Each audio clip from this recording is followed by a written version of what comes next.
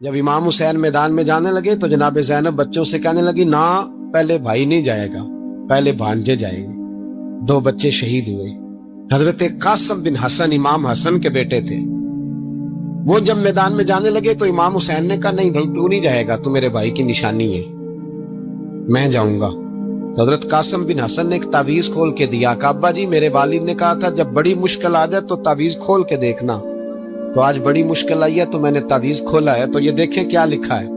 یہ تو رکا ہے، تعویذ ہے ہی نہیں۔ جب کھول کے دیکھا اس پہ لکھا تھا قاسم اگر حسین پہ کوئی کڑا وقت آ جائے تو بیٹا کے آگے آگے رہنا، اگر کڑا وقت میرے بھائی پہ کبھی آ جائے نا دیکھنا اس کے آگے آگے چلنا، اسے حسن کی کمی نہ محسوس ہو، پائیاں جیا ساک نہیں کوئی جے وچ خار نہ ہوئے۔ سیدنا امام حسین پہلی دفعہ کربلا میں اس وقت روئے جب یہ رکا، آپ نے دیکھا تو فرمایا ٹھیک ہے اگر حسن کی یہ وصیت ہے تو میں نے زندگی میں اگر ان کی ہر بات مانی ہے اب بھی مانوں گا، تمہیں اجازت ہے۔ جناب قاسم بن حسن 16 سال کا جوان جب میدان میں نکلے تو ہائے ہائے پتہ نہیں کہاں سے آ گئی ہے۔ امام قاسم بن حسن جب میدان میں نکلے تو تبری سے لے کر علامہ ابو الاسناد صاحب سب کو پڑھ کے تو دیکھو، 3 دن کی پیاس ہے، شدید آزمائش ہے، دکھ ہے، تکلیفیں ہیں، پھر بھی پہلی دفعہ جب میدان میں گئے ہیں واپس آئے ہیں 19 لوگوں کو قتل کر کے واپس آئے ہیں۔ 19 لوگوں کو ایک بار میں حضرت ایسے ہی تماشا بنا دیا۔ مظلوم تھے وہ تو رو رہے تھے، ہر مقرر یہ کہہ رہا ہے کہ وہ تو بار بار کہ ابا پانی مل جائے، پانی آ جائے، ترس گئے۔ خدا کا خوف کرو، یہ دلیر لوگ تھے، ان کی باتیں آج بھی پڑھ کے دلیری پیدا ہوتی ہے، دلیری پیدا ہوتی ہے، دلیری۔ سناؤ قصہ خیبر کو تمامی اپنے بچوں کو، علی کی داستان سن کے دلوں سے ڈر نکلتا ہے، علی کی داستان سن کے دلوں سے یہ جو بچے ڈر رہے ہیں نا وہ چمگادڑ آ گئی، کاکروچ آ گیا، یہ خوف نکل جائے گا اگر حضرت قاسم بن حسن کی بات سنیں۔ درجنوں لوگ آپ نے قتل کیے۔ ایک دفعہ آئے کہا چاچا یزید کا لشکر تو بڑا ہی بزدل ہے، اگر چند قطرے پانی میرے حلق سے گزرے تو میں سارے کاٹ کے لے آؤں گا آپ کے پاس، چند قطرے۔ لیکن تھوڑی دیر گزری، عمر بن سعد کہنے لگا اکیلے اکیلے جاؤ گے تو علی کا پوتا ہے، یہ سب کو مار دے گا، اکٹھے جاؤ۔ چاروں جانب سے تیر برسے، ایک تیر لگا آ کے گردن کے پیچھے، بس جناب سیدنا قاسم بن حسن گھوڑے سے نیچے گرے۔ تو جناب زینب حوصلہ کر کے آنسو سمیٹ کے کہنے لگی میں دیکھ رہی ہوں پردے کے پیچھے سے حسین میرے بھائی کا بیٹا گر گیا ہے، جا اسے اٹھا کے لا۔ حضرت امام حسین ان کو اٹھا کے لائے تو امام حسین نے سینے سے لگایا ہوا تھا تو ان کے پیر، ان کا قد لگتا تھا امام حسین سے زیادہ ہے، اٹھا کے لایا، لٹا دیا گیا۔ امام حسین کے اپنے بڑے بیٹے میدان میں نکلنے کو علی اکبر نام ہے، جب جن لوگوں نے حضور کو نہیں دیکھا تھا وہ جب کہتے نا ہم نے نبی پاک کا دیدار نہیں کیا تو بتاؤ کس طرح کے تھے، تو بتایا جاتا تھا کہ جناب علی اکبر کا دیدار کرو، ہم شبیہ مصطفیٰ۔ اور جب وہ گلیوں میں نکلتے تھے تو عورتیں چھتوں پہ چڑھ جاتی تھی۔ جناب علی اکبر رضی اللہ تعالیٰ عنہ تلوار لے کے میدان میں نکلے، جوان بیٹے دینے بڑے مشکل۔ او یارو رٹا کیا ہے یہ تو بتاؤ، کہ ظالم آدمی حکمران ہے یار، یہ رٹا ہے، ایک ظالم کا رستہ روکنا ہے، اس رٹے کے لیے ہم شبیہ مصطفیٰ۔ جناب سیدنا امام علی اکبر میدان میں نکلے، بڑے لوگ مارے، بڑے، پھر ایک تیر ان کے بھی گلے میں لگا، اور جب وہ گرے نا زمین پہ تو حضرت امام حسین دوڑ کے آئے، دوڑ کے، اور جب تشریف لائے تو ان کے گلے سے تیر کھینچا تو ایک جملہ لکھا ہے صاحب تبری نے، اس نے حد کر دی، کہنے لگے تیر کھینچا تو امام حسین کی آنکھوں میں آنسو آئے، کہنے لگے کاش جناب ابراہیم آج میرے سامنے ہوتے تو میں انہیں کہتا کہ آپ نے تو بیٹا ذبح کرتے وقت آنکھوں پہ پٹی باندھی تھی، دیکھو میں کھلی آنکھوں سے بچے ذبح کر رہا ہوں، کھلی آنکھوں، کاش جناب ابراہیم خلیل ہوتے تو انہیں کہتا۔ جناب علی اکبر بھی شہید ہوئے۔ حضرت علی اصغر کو تو اچانک اٹھایا تھا امام حسین، باہر نکلے تو گردن پہ تیر لگا تو 6 مہینے کا بچہ وہ بھی شہید ہوا، خون اچھالا آسمان کی طرف تو کہا مولا دیکھ لے میں نے 6 مہینے والا بھی نہیں بچایا، وہ بھی دے دیا ہے۔ پھر حضرت عباس کو بیٹیوں نے کہا کہ اب نہ کچھ کہتے ہیں پہلے شہید ہوئے، کچھ نے لکھا بعد میں۔ اب ہم سے پانی کے بغیر نہیں رہا جاتا، تو جناب عباس پانی کا مشکیزہ لے کے نکلے، باہر نکلے، ایک ہاتھ کٹا، دوسرے پہ مشکیزہ، وہ بھی کٹا۔ دیکھ لو میں پس منظر پہ ہوں ابھی تک، میں بتا رہا ہوں کہ جہاد کس کے خلاف تھا؟ ظالم حکمران کے خلاف، ظالم کافر کے خلاف نہیں، مشرک کے خلاف نہیں۔ حضرت امام حسین رضی اللہ تعالیٰ عنہ نے ہر جگہ ایک ہی بات کی کہ یزید شرابی ہے تو بچے کٹوا دوں گا، شرابی کو ووٹ۔ یہ ایک نہیں، ہر کتاب میں یہی لکھا، ہر کتاب میں، اور ہر مسلک کی کتاب۔ یزید چونکہ مجرے دیکھتا ہے، رنڈیوں کا ناچ دیکھتا ہے، بچے کٹوا دوں گا، اس کے ہاتھ میں ہاتھ۔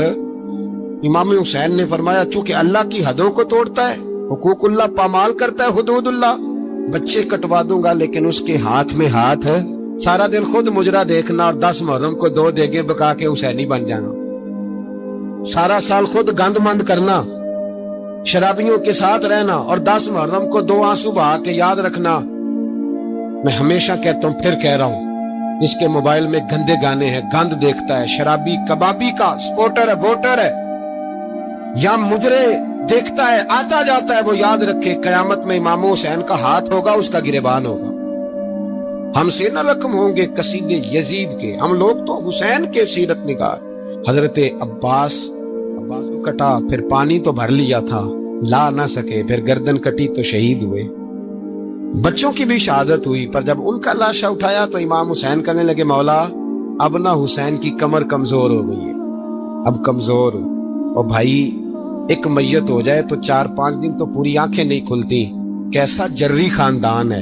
تھوڑی دیر گزری تو امام علی مقام نے پٹکا باندھا، سر پہ دستار باندھی، مولا علی کی تلوار پکڑی، نبی پاک کا امامہ باندھا، اور گھوڑے پہ سوار ہوئے تو کہنے لگے زینب گھر تیرے حوالے اور میں اللہ کے حوالے، گھر تیرے حوالے اور پھر امام حسین نکلے، امام علی مقام نکلے۔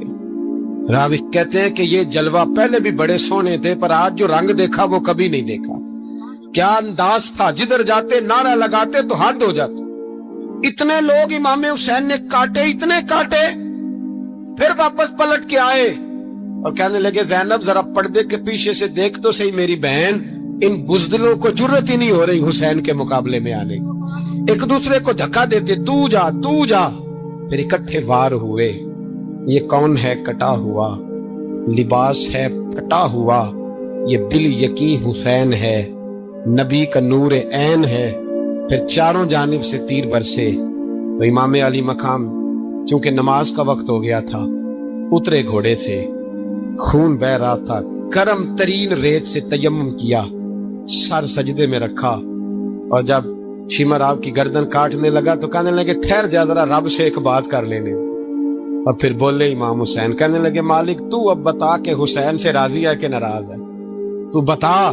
تو پھر ایک آواز آئی، یا ایتھا النفس مطمئنہ ارجعی الی ربک راضیۃ مرضیہ، فرمایا نفس مطمئنہ واپس آ جا، تو اللہ سے راضی ہے، اللہ تجھ سے راضی۔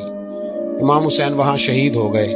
اب یہ قافلہ امام حسین کا سر کاٹ، ذرا دیکھنا غور کرنا، سر کاٹ کے نیزے پہ رکھا ہے، جسم کربلا میں پڑا ہے، عورتوں کو گھوڑوں پہ بٹھا کے لے جایا گیا یزید کے دربار میں۔ یزید پہلے عبید اللہ ابن زیاد نے بدتمیزی کی، پھر یزید نے کی۔ سعودی عرب کا ایک مولوی بول رہا تھا، سعودی عرب کا، ان سے بھی بڑا عشق ہے، جس نے تقریر سننی ہو میرے پاس ہے۔ ہمیں لوگ مشورے دیتے ہیں کہ جو یزید کو اچھا کہے اور حسین کو باغی کہے اس کو ہم امام مان لیں، اس بے شرم بے حیا کو جو نبی پاک کے گھرانے کے بارے میں بکے اسے امام۔ سعودی عرب میں مسجد نبی میں درس دینے والا جس نے تقریر سننی ہو میرے پاس ہے، وہ کہتا ہے یزید تو بڑا اچھا آدمی تھا، اس نے تو بڑی خدمت کی، تو میں نے اسے کہا رشتہ داری کر لیا یزید کے ساتھ، قریب ہو جا۔ شرم نہیں آتی؟ آج بھی نبی پاک کا دل دکھاتے ہو، حیا نہیں آتی، خیال نہیں آتا؟ اور لوگ گھر میں بیٹھ کے باتیں کرتے ہیں، کہتے ہیں جی جو بیت اللہ میں ہو وہ بھی برا ہو سکتا ہے۔ بیت اللہ میں تو 360 بت بھی تھے، وہ اچھے تھے۔ مدینے میں تو 360 منافق بھی رہے، پوری سورہ منافقون نازل ہوئی، وہ اچھے تھے۔ عجیب تماشا بنا دیا لوگوں نے مذہب کا۔ کہتا ہے یزید نے تو بڑی خدمت، تو عبید اللہ ابن زیاد نے قتل کیا۔ بے شرمو، اگر عبید اللہ ابن زیاد نے بھی قتل کیا تھا تو حکومت کس کی تھی؟ تو پھر یزید نے عبیداللہ ابن زیاد کو سزا کیوں نہیں دی، بلکہ ایک جگہ 2 گورنریاں دی اس کو، یہ حال کیا؟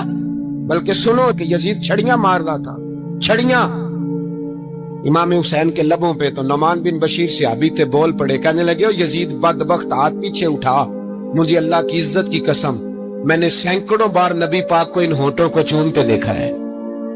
حضرت جناب زینب عورتوں کے مجمع میں پیچھے ہو کے بیٹھی ہیں، یزید کے پاس جب پہنچا لشکر تو یزید کہنے لگا دیکھو اللہ نے مجھے عزت دی اور میرے مخالفوں کا کیا حال ہوا، تو بی بی زینب بول پڑی، اتنے صدمے سہے پر آواز توانا ہے، جاندار ہے، جاندار، ہمارا کسی بندے سے جائیداد کا رٹا نہیں، ہم تو چاہتے ہیں امت اکٹھی ہو جائے، لیکن جو بندہ نبی پاک کی ماں کو دوزخی کہے، حضور کے باپ کو جہنمی کہے، یزید کو امیر المومنین کہے، اس کے ساتھ اتفاق رائے کر لیا جائے، یہ مذہب ہماری سمجھ میں نہیں آتا، بالکل نہیں آتا، قطعاً نہیں ہماری سمجھ میں آتا، کیسے اتحاد کر لیا جائے؟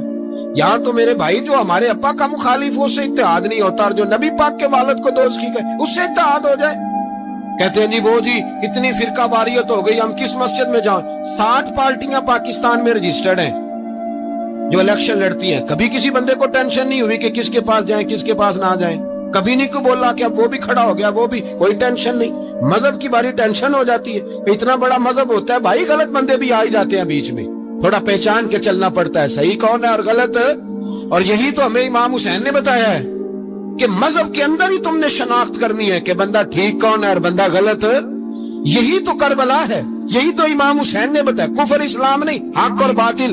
تو سمجھیے گا حضرت سیدہ زینب نے جب سنا نا کہ یہ کہہ رہا ہے کہ مجھے اللہ نے عزت دی، تو جناب زینب بولی، نعمان بن بشیر کہتے ہیں بی بی بولی، اتنے صدمے ہیں، پر جناب زینب بولی اللہ اکبر، اس انداز میں بولی کہ پہلے قرآن مجید کی آیت پڑھی، کہنے لگی وَتُعِزُّ مَن تَشَاءُ وَتُذِلُّ مَن تَشَاءُ بِيَدِكَ الْخَيْرُ إِنَّكَ عَلَىٰ كُلِّ شَيْءٍ قَدِيرٌ، اور پھر کہنے لگی یزید تو بکتا ہے، کہتا ہے کہ تو عزت والا ہو گیا، یہ تیری حکومت ہے، 4 دن گزرنے دے، تجھ پہ کوئی لعنت بھی نہیں برسائے گا، اور میرے بھائی کا قیامت تک ممبروں میں اور خطبوں میں ذکر ہوا کرے گا، وقت گزرنے دے۔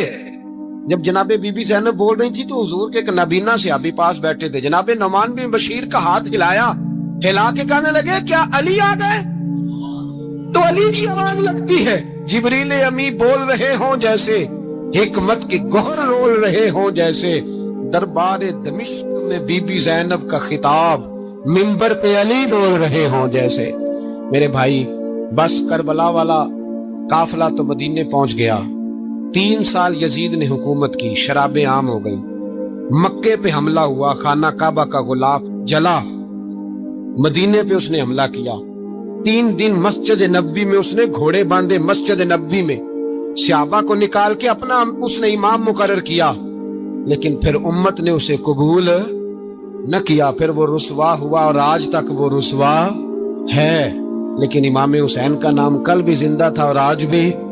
درس یہ ہے، پیغام یہ ہے، پیغام یہ ہے، یاد رکھو موت تیزی سے آ رہی ہے، ہمارے ساتھ والے دائیں بائیں والے سب چلے گئے، اسی طرح نمبر لگے گا، ایک دن اعلان ہوگا، ضمیر کے قیدی بن کے زندگی نہ گزارو، بالکل نہ گزارو، یہ تھوڑی سی زندگی ہے، دنیا سجن المومن، حق بات کرو، حق پہ ڈٹنا سیکھو، دین سمجھو، خبردار رسول پاک صلی اللہ علیہ وسلم کے دین میں ظالم، جابر، فاسق، فاجر کی کوئی گنجائش قطعاً نہیں ہے، اپنے آپ کو سمیٹو، اپنے آپ کو سنبھالو، دین میں اپنا کردار ادا کرنے کی کوشش کرو، دین طلب کرتا ہے ہم سے کہ ہم نے دین کو کیا دیا ہے، امام حسین نے سارا گھرانہ دین کے لیے دے دیا، ہمارا جو بچہ کسی کام کا نہیں رہتا اسے مدرسے داخل کرا، ہم نے دین اتنا کمزور کر دیا ہے کہ عالم اگر شور نہ کرے، عالم اگر شور نہ کرے، زور نہ کرے، گھٹن والا ماحول ہو گیا، مذہب کی پوزیشن کمزور کر دی۔ اب جہاں تک اس بات کا تعلق ہے جی فرقے ہو گئے، تو میرے بھائی یہ کوئی اتنی خطرناک بات ہے، یہ کوئی اتنا مشکل معاملہ نہیں ہے، یہ تو امام حسین نے بتا دیا تھا کہ یزید کے طور پر ایک غلط فرقہ کھڑا ہو گیا ہے، لہذا اس کا مقابلہ کرنا ہے، اس میں کوئی بری بات ہے، لیکن ایک سبق ہے بزرگوں کا کہ اگر سچی بات بھی نہیں کرنی تو پھر اس منبر کا حق ادا نہیں ہوتا، جو سچ بولے وہ حسینی ہے، جو ظالم کے سامنے کھڑا ہو جائے وہ حسینی ہے جو مصلحت کوش ہو, جو کہے ٹائم نہیں, گراؤنڈ ریالٹی نہیں, حالات نہیں, طبیعت نہیں, موقع نہیں, تو ابھی امام حسین کے پیغام کو نہیں سمجھا. میں بہت سارے بزرگوں کا نام اس لیے نہیں لیتا کہ لوگ ایسے نہ کہیں کہ کسی کا نام کیش کرایا جا رہا ہے, لیکن میں نے سارے مناقب پڑھے ہیں. میری لائبریری میں کتابیں ہیں, میں پڑھتا رہتا ہوں, میں سفر میں بھی ساتھ رکھتا ہوں. لیکن حضرت شیخ عبدالصبور بیگ منشور ہزاروی کا شعر امام علی مقام کے مقابلے میں اس طرح کا ہے کہ مجھے سارے شاعروں سے زیادہ وزنی محسوس ہوتا ہے. انہوں نے کہا تھا اس شاہ مشرقین کی, اس نور عین کی, مطلوب ہے جہاں کو قیادت حسین کی. دیکھیے ذرا حسن, میری گردن جھک جاتی ہے جب میں یہ بات کرتا ہوں, ایمانداری سے کہہ رہا ہوں, جوش خطابت نہیں. میری گردن جھکتی ہے جب میں یہ لفظ ادا کرتا ہوں. امام حسین کے گھر کے اندر یزید نے پیغام بھیجا. اس نے کہا جیسے کہو گے کر لوں گا, جتنے پیسے کہو گے دے دوں گا, جتنی مسجدیں کہو گے بنوا دوں گا, جتنے ادارے کہو گے تعمیر ہو جائے, مجھے نہ چھیڑو. آپ نے فرمایا نا. امام علی مقام میدان میں نکلے, ڈٹ کے نکلے, اور امام نے فرمایا میدان میں نکل کر کہ میرا وطن مدینہ ہے. امام علی مقام آرام سے مسجد نبی میں بیٹھے تھے. زمانہ پوری دنیا سے جاتا تھا, ہاتھ چومتا تھا, قدموں میں بیٹھتا تھا. اتنے بڑی عظمت والی بھی کوئی شخصیت ہوگی جس کے رگوں میں رسول اللہ کا خون دوڑتا ہے, جسے حضور اپنی زبان مبارک اس طرح وہ چوسا کرتے تھے جیسے عرب کے لوگ پیاس کے عالم میں کھجور چوسا کرتے تھے. اتنا بڑا بھی کچھ شخص تھا. لیکن جب دین پہ کڑا وقت آیا تو حسین نے مسجد کی خطابت نہیں بچائی, آستانہ نہیں بچایا. امام علی مقام نے کہا کوفہ لٹتا ہے تو لٹتا رہے, دمشق میں فساد ہوتا ہے تو ہوتا رہے, وہ ملک شام کی بچیاں رو رہی ہیں تو روتی رہیں کہ ہم پہ یزید قابض ہو گیا, میری مسجد آباد ہے, کافی ہے نا. امام حسین نکلے اور نکل کے کہنے لگے جنت البقیع والی جگہ پہ کھڑے ہو کے یا رسول اللہ میں جا رہا ہوں اور آپ کے لیے جا رہا ہوں, اس لیے کہ مجھے اس شام کو بچانا ہے جس شام میں رسول اللہ کا کلمہ پڑھنے والے لوگ بستے ہیں. مجھے کوفہ, دمشق, مصر کے لوگوں کو بچانا ہے. نانا تیرے کرم کے خزینے کی خیر ہو, میں جا رہا ہوں تیرے مدینے کی خیر ہو. نکل کھڑے ہوئے امام علی مقام, میدان میں نکلے. کس کے خلاف بولے؟ کون تھا یزید؟ مسلمان تھا. اس وقت تک تو سب نے مسلمان لکھا ہے, جس نے کافر کہا شہادت امام حسین کے بعد کہا. جرم کیا تھا؟ میری گردن جھک جاتی ہے جب میں یہ بات کرتا ہوں, ایمانداری سے کہہ رہا ہوں, جوش خطابت نہیں. میری گردن جھکتی ہے جب میں یہ لفظ ادا کرتا ہوں. امام علی مقام اس شخص کے خلاف نکلے. سارے خطبے امام حسین کے پڑھ کے دیکھو. امام حسین نے فرمایا یزید شرابی ہے. شرابی مسلمانوں کا حکمران ہو سکتا؟ آپ نہ بولیں بے شک, پر بات تو سچی ہے نا. امام حسین نے فرمایا شرابی کو ووٹ دیا جا سکتا؟ فرمایا رنڈیوں کا ناچ دیکھتا ہے جو مجرے دیکھے, جو رنڈیوں کے ناچ دیکھے وہ مسلمانوں کا حکمران ہو سکتا؟ امام حسین میدان میں نکلے اور 18 سال کے علی اکبر سے لے کر 6 مہینے کا علی اصغر دے دیا. لیکن شرابی کو برداشت, بے حیا کو برداشت تو میں کیسے کرتے؟ دوستی قاتل سے بھی, مقتول سے یارانہ بھی, اپنی جیب سے فلک سے چھپوا کے ظالموں, جابروں, بدماشوں کو ووٹ دیتے ہو. امام حسین کو تیری دیگ کی ضرورت ہے جو تو 10 محرم پہ پکاتا ہے, چاولوں کی ضرورت ہے جو تو نے 9 محرم کو پکائے. ان کو اس بریانی کی عادت تھی جو تو نے پکائی ہے. میرے گھر میں فلاں MNA MPA صاحب آ گئے تھے. امام حسین کے گھر کے اندر یزید نے پیغام بھیجا. اس نے کہا جیسے کہو گے کر لوں گا, جتنے پیسے کہو گے دے دوں گا, جتنی مسجدیں کہو گے بنوا دوں گا, جتنے ادارے کہو گے تعمیر ہو جائے, مجھے نہ چھیڑو. آپ نے فرمایا نا. مسجد مدرسے اس وقت آباد رہتے ہیں جب حکمران صحیح ہوتے ہیں, اور جب حکومتیں غلط ہوتی ہیں تو پھر مساجد آباد, پھر مدارس کی آباد کہانی ہو ہی نہیں سکتی. میں دین میں نیا رکھنا کھول دوں؟ امام علی مقام کھڑے ہوئے, پر میں کیا کروں؟ حکومت کیا کروں؟ حکومت سے کیا کہوں؟ اگر میری ملت کے اپنے جوان کے موبائل میں رنڈیوں کا ناچ ہو تو 10 محرم کو تو امام حسین کربلا میں تڑپ جاتے ہوں گے. अगर 9-10 मुहर्रम को जो निकला इमाम अली मकाम की बात करने के लिए, वो नौजवान अगर सिगरेट का, शराब का, बदमाशी का आदी हो तो हजरत अली असगर कहेंगे ना मेरी कुर्बानी का क्या बना।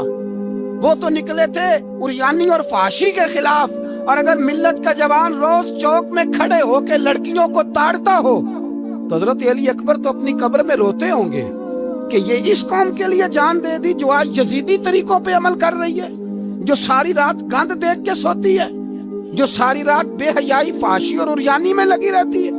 इन लोगों के लिए जान दे दी। इतना जुल्म उन शहीदों के साथ, और 10 मुहर्रम को देख पका के कहता है मैं इमाम हुसैन का मानने वाला हूँ, मैं इमाम अली मकाम से प्यार करने वाला हूँ। ना भाई ना, दो रंगी छोड़ के यक रंग हो जा, सरासर मोम हो जा या संग हो जा। उम्मत मुस्लिमा को बेदार होना पड़ेगा।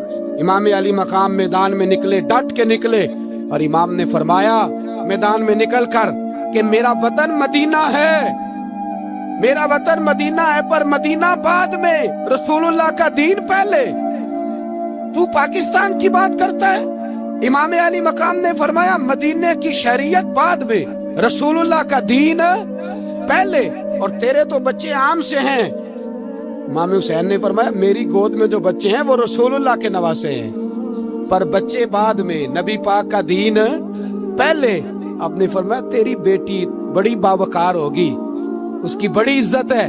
तू कहता है बेटी की वजह से ब्लैकमेल हो गया, लेकिन जो शान खुदा ने हुसैन की बेटी को अता फरमाई, जिन बच्चियों का सर का बाल नंगा हो जाए, सर का बाल नंगा हो जाए, तो इमाम शौरानी फरमाया करते थे अगर मदीने में किसी सैयदजादी के सर का बाल नंगा होता था तो सूरज अपना मुंह छुपा लिया करता, सूरज छुप जाता था बादलों की ओट में। और मदीने वाले समझ लेते थे कि घर में काम करते करते किसी सैयदजादी के सर का कोई बाल नंगा हो गया। उन शहजादियों का इतना वकार, पर इमाम अली मकाम ने फरमाया बेटियों की फिक्र बाद में, रसूलुल्लाह का दीन पहले, पहले रसूलुल्लाह का दीन। कौम मजहब से है, मजहब जो नहीं तुम भी नहीं। याद रख मेरे भाई, इमाम अली मकाम रज़ी अल्लाह ताला अन्हु ने मैदान में निकलकर पहले मजहब की बात की। और आज दीन नबी दा वांग यतीमा रोवे ते कुरलावे ते आखे मैं किथों लब्बा उमर बहादुर, मैं किथों लब्बा उमर बहादुर जेड़ा मैनू सीने लावे। मासूम बच्चे, मासूम, आज तक किधर है तुम्हारा अक़वाम मुतीता? बुलाओ ना इसे। भीख मांगते फिरते हो, काफिरों से भीख मांगते हो। बच्चा शाम को घर ना आए तो माँ दरवाजे पे नजर लगा कहती बेटे टाइम पे आ जाया कर, मुझे नींद नहीं आती। वक्त पे। बर्मा की उस माँ से भी जाके पूछो जिसका बच्चा पलट के आया ही कोई नहीं, आया ही नहीं, उससे भी पूछो। बच्चे ने आधी रात को रोटी मांग ली तो फालज ज़्यादा माँ, उसको फालज था, वो रेंगती हुई उठी और उसने अपने लाल को रोटी पका के दी। बाप कहता रहा चल छोड़, सो जा बेटे तेरी अम्मा। उसने कहा नहीं मुझे नींद नहीं आती, बेटा भूखा है। उस माँ से भी कभी पूछ, उस माँ से जो बांग्लादेश के खेमे में बैठी है। तो BBC लंदन का रिपोर्टर कहता है कि तेरी ख्वाहिश क्या है? कहती कोई भी नहीं, चलो 2 दिन के बाद ही सही मेरे बेटे को एक रोटी दे जाया करो। ये रोटी मांगता है मुझसे, मैं किधर से लाऊं? ये लवारस कौम है, मैं हुक्मरान से जाके बात करूं? जब मेरा अपना नमाजी मुसलमान कहता है पहले पाकिस्तान के बच्चे तो पाल लो। मेरे भाई तुझे खबर ही नहीं, ये तो जाना तो कभी गुंबद खजरा पे। तो मेरे मुस्तफ़ा ने फरमाया मन अज़ा मुस्लिम फ़क़द अज़ानी, फरमाया जब मेरा मुसलमान तकलीफ में होता है तो मैं गुंबद में तकलीफ में होता हूँ। मुझे दर्द होता है, मुझे अजियत होती है। पूछ जाके महबूब पाक से, मेरे अजीज किसी को गम ही नहीं इन लोगों का, किसी को परवाह ही नहीं, कुछ सोचता ही नहीं इनके बारे में। मैं अपने घर में मस्त हूँ, आप अपने घर में मस्त हैं। मेरे रसूलुल्लाह की उम्मत लुट गई सारी, जगह जगह तबाही। 1 इंच धरती पर जमीन ऐसी नहीं जो काफिर की ओर खून बहता हो। एक रेमंड डेविस अमरीकी कुत्ता यहाँ बंद था मुसलमानों के कत्ल में, उन्हें اپنی قوم کی اتنی فکر تھی وہ راتوں رات چھڑا کے لے گئے، لیکن میری اور تیری بہن عافیہ صدیقیہ سالوں سے بند ہے۔ تڑپ کے پوچھا ہے مسلمانوں نے کہ اس کی غلطی تو بتاؤ، اس کا قصور نہیں پر وہ بند ہے، کوئی نہیں بات کرنے والا، کوئی نہیں۔ مسجد جانے، جمعہ تو پڑھانا ہے، اس میں غرض نہیں، درد ہے کہ نہیں کہ اس میں تو اتنا پتہ ہے کہ گھنٹے تقریر ہے کرنی ہے۔ پیر صاحب صبح سے شام تک تعویذ لکھتے، سیاستدان صبح سے شام تک جنازہ بھی تب پڑتا ہے کہ مجھے ووٹ ملے گے۔ تاجر کہتا ہے بس دکان چلنی چاہیے، مر جائے میری طرف سے ساری دنیا، بس کرو، اس خول سے باہر نکلو۔ اے نوجوان مسلم، کبھی یہ تدبر بھی کیا تو نے، وہ کون سا گردوں ہے جس کا ہے تو ایک ٹوٹا ہوا تارا؟ تو نے سوچا ہی نہیں کبھی، تجھے کبھی خبر ہی نہیں ہوئی کہ یہ کس قدر بڑا کام تھا؟ میرے رسول پاک صلی اللہ علیہ وسلم کے غلاموں جاگو۔ جاؤں حضرت سعد بن ابی وقاص کے پاس، قادسیہ کی جنگ ہو رہی تھی، کافر بلا رہا تھا، آؤ اگر کوئی ہے تو آؤ، آؤ مقابلے میں۔ حضرت سعد بن ابی وقاص نے گھوڑے دوڑا دیے، دشت تو دشت ہیں، صحرا بھی نہ چھوڑے ہم نے، بحر ظلمات میں دوڑا دیے گھوڑے ہم نے۔ حضرت سعد بن ابی وقاص نے گھوڑے دوڑائے، آگے دریا آ گیا، کوئی پل نہیں، کوئی شے نہیں، اسلام کی عزت کا سوال ہے۔ حضرت سعد بن ابی وقاص نے ہاتھ اٹھائے اور کہا اے اللہ، اگر تو موسیٰ کی نافرمان قوم کو رستہ دے سکتا ہے تو تو ہمارے دلوں کو جانتا ہے، ہم تو اپنے رسول کے فرما بردار غلام ہیں۔ آنا مہربانی کر کی اگر تو نے دل مسلم کی دل جوئی نہیں تو ہمیں تانا دیں گے بت کے مسلم کا خدا کوئی نہیں۔ کہا اے اللہ مہربانی فرما، اگر تو حضرت وَإِذْ فَرَقْنَا بِكُمُ الْبَحْرَ فَأَنْجَيْنَاكُمْ وَأَغْرَقْنَا آلَ فِرْعَوْنَ، اگر تو حضرت موسیٰ کی قوم کے لیے دریا پھاڑ سکتا ہے تو ہم تو نبی پاک کے غلام ہیں۔ صحابہ کہتے ہیں جناب سعد نے دعا مانگی تو دریا نے رستہ عطا فرما دیا۔ یار تو دعا بھی نہیں مانگتا؟ حضور نے فرمایا دعا صلاح المومن، دعا مومن کا ہتھیار ہے، تو نے یہ بھی چھوڑ دیا ہے۔ اب تو باتیں کر کے، تبصرے کر کے، ٹی وی دیکھ کے، اپنی رائے قائم کر کے، کمنٹس کر کے سو جاتا ہے، یہ بھی سوتا خشک ہو گیا، تو دعا تک نہیں مانگتا۔ فرماتے ہیں دعا مانگی تو دریا نے رستہ دیا، اور جب اس کنارے نکلے تو حضرت سعد کہنے لگے کسی کی کوئی شے تو نہیں رہ گئی دریا میں، کوئی چیز تو نہیں رہ گئی؟ ایک صحابی کہنے لگے پیالہ رہ گیا ہے، تو حضرت سعد فرمانے لگے او دریا ہمارا پیالہ واپس نہیں کر دیتا؟ تو کہتے ایک لہر آئی تو پیالہ بھی باہر پھینک گئی۔ او بھائی، ہم اسی رسول کا کلمہ پڑھتے ہیں جن کا حضرت سعد بن ابی وقاص نے کلمہ پڑھا تھا، اور کسی جگہ میرے نبی پاک نے نہیں فرمایا اللہ صحابی کی سنے گا بعد میں آنے والوں کی نہیں سنے گا، کسی جگہ نہیں کہا۔ پر تو کشکولے دعا بھی نہیں اٹھاتا، مصیبت میں بھی اب یاد خدا ہم کو نہیں آتی، دعا منہ سے نہ نکلی، جیبوں سے عرضیاں نکلی، تو یہ کام بھی نہیں کرتا۔ میرا دل کرتا تھا چلو اور کچھ نہ ہو، مسجدوں میں اجتماعی دعا ہی ہو جائے، پر اس طرف بھی توجہ نہیں، وہاں بھی کہتے ہیں مولوی صاحب جلدی کرو گھر جانا ہے، اتنی لمبی دعا، اور کمنٹس کر رہے ہیں لوگ، کہتے ہیں آپ اپنے گھر کی سوچیں۔ میرے بھائی دعا، صلاح الدین ایوبی فلسطین کی جنگ لڑ رہے تھے، خبر آئی کہ عیسائیوں کا ایک بحری بیڑا، بحری جہاز اسلحہ لے کے آ رہا ہے، نیزے ہیں، تلواریں ہیں، تیر ہیں۔ صلاح الدین ایک بزرگ تھے، ان سے ملے تو کہنے لگے بابا جی آپ بھی دعا کرو۔ میں بھی دعا کرتا ہوں، مسلمانوں کے پاس پہلے اسلحہ نہیں، عیسائیوں نے اور منگا لیا ہے، کہیں ایسا نہ ہو مسلمانوں کے خلاف اتنا اسلحہ استعمال ہو۔ یہ بات کہی، بابا جی کو دعا کا کہا، خود مسجد اقصیٰ میں ساری رات روتے رہے۔ صلاح الدین ساری رات، ہمارا حکمران جسے ربنا آتنا فی الدنیا پوری نہیں پڑھنی آتی، اور اب تو ایسے پیر آ گئے ہیں میدان میں جو سورہ فاتحہ سیدھی نہیں سنا سکتے، الا ماشاءاللہ۔ ساری رات صلاح الدین ایوبی روتے رہے۔ وہ بزرگ کہتے ہیں میں بھی کونے میں تھا، پر جس درد سے اس نے دعا مانگی میں نہیں مانگ سکا۔ سویرے خبر آئی کہ دشمن کا وہ بحری بیڑا جو اسلحہ لے کے آ رہا تھا دریا میں غرق ہو گیا ہے۔ صبح خبر آئی تو وہ شخص ایک آگے بابا جی سے کہنے لگا بابا جی وہ بحری بیڑا دریا میں غرق ہو گیا، تو بابا جی رو پڑے، کہنے لگے دریا میں غرق نہیں ہوا، صلاح الدین ایوبی کی آنسوؤں میں غرق ہو گیا ہے، اس کے آنسوؤں میں غرق ہو گیا ہے، اس نے رب سے دعا ہی ایسی مانگی، اس کے آنسوؤں میں۔ تو دعا بھی نہیں مانگتا میرے بھائی مسلمانوں کے لیے.